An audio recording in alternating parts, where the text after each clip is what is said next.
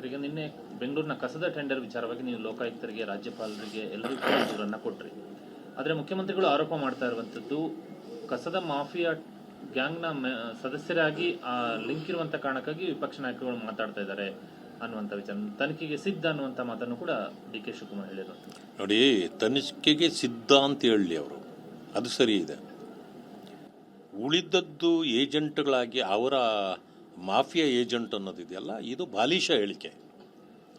ಅಂದರೆ ಸತ್ಯ ಹೇಳಿದರೆ ಅದು ಏಜೆಂಟ್ಗಳಾಗ್ತಾರೆ ಯಾರಾದರೂ? ಇದು ಮುಖ್ಯಮಂತ್ರಿಗಳ ಬಾಲಿಶ ಹೇಳಿಕೆ. ಇಂಥ ಹೇಳಿಕೆಗಳನ್ನು ಅವರು ಕೊಡಬಾರ್ದು. ಇದನ್ನು ಪರಿಶೀಲಿಸ್ತೇನೆ ಅಂತ ಹೇಳಲಿ, ಇಲ್ಲ ಯಾವುದೇ ತನಿಖೆ ನಡೆಯಲಿ ಸಿದ್ಧ ಅಂತ ಹೇಳಲಿ. ಇದು ಗಟ್ಟಿತನದ ಮಾತುಗಳಿವು. ಇಲ್ಲ ಅಂತಂದರೆ ಅವರು ಯಾವಾಗ ನಮ್ಮನ್ನೇ ಇವರು ಏಜೆಂಟ್ರುಗಳು ಅಂತಂದ್ರೋ ಅಲ್ಲಿಗೆ ಅವರ ಹೇಳಿಕೆಗೆ ಮಹತ್ವವೇ ಬರೋದಿಲ್ಲ. ಯಾಕೆ ಅಂತಂದರೆ ಇದರಲ್ಲಿ ಯಾರು ಇದು ಎಲ್ಲಿ ನಾವು ಯಾರ ಪರವಾಗಿದ್ದೇವೆ? ಇದರಲ್ಲಿ ಇಂಥವ್ರಿಗೆ ಕೊಟ್ಟಿದ್ದು ತಪ್ಪು ಮತ್ತು ಇಂಥವ್ರಿಗೆ ಕೊಡಬೇಕಾಗಿತ್ತು. ನಮ್ಮದೇನಾದರೂ ಇದೆಯಾ, ವಾದ ಇದೆಯಾ ಅದರಲ್ಲಿ? ಇಲ್ಲ. ನೀವು ಕೊಟ್ಟಿರ್ತಕ್ಕಂಥದ್ದೇ ಕಾನೂನು ಬಾಹಿರ ಇದೆ. ತರಾತುರಿಯಲ್ಲಿ ಇದನ್ನು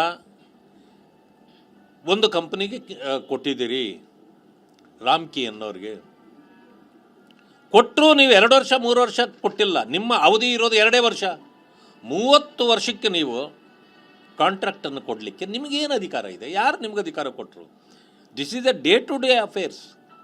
ಇದು ಯಾವುದೋ ಕನ್ನಂಬಾಡಿ ಕಟ್ಟೆ ಕಟ್ಟೋದಲ್ಲ, ಅಥವಾ ದೊಡ್ಡ ಡ್ಯಾಮ್ ಕಟ್ಟೋ 30-40 ವರ್ಷಗಳ ಪ್ರೋಗ್ರಾಮ್ ಅಲ್ಲ ನೀವು ಟೆಂಡರ್ ಕೊಡೋಕ್ಕೆ. ಇದು ಎವ್ರಿಡೇ ನಡೀತಾ ಇರತಕ್ಕಂಥ ಕಸದ ಕರಾಮತ್ತು.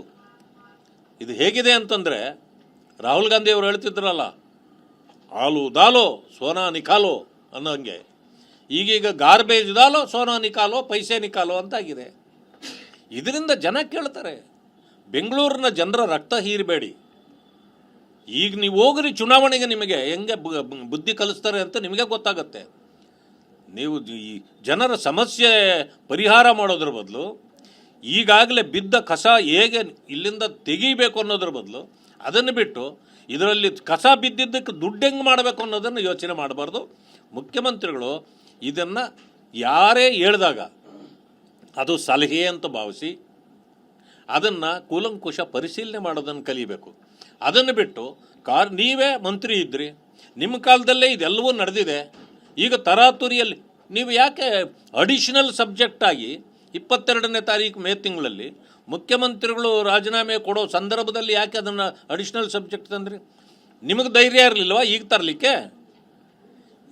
ಇದರಲ್ಲೆಲ್ಲವೂ ಕೂಡ ಏನಿದೆ ಅಂತಕ್ಕಂಥದ್ದು ಅದರ ಜನ ಅದನ್ನು ತಿಳ್ಕೊಳ್ಳೋಷ್ಟು ಶಕ್ತಿ ಜನರಿಗೂ ಇದೆ. ಆ ಜನರ ಮುಂದೆ ನಾವು ಹೇಳಿದ್ದೀವಲ್ಲ, ಇದನ್ನು ನೀವು ಜನರ ಮುಂದೆ ಹೇಳಿ ನೋಡುವ.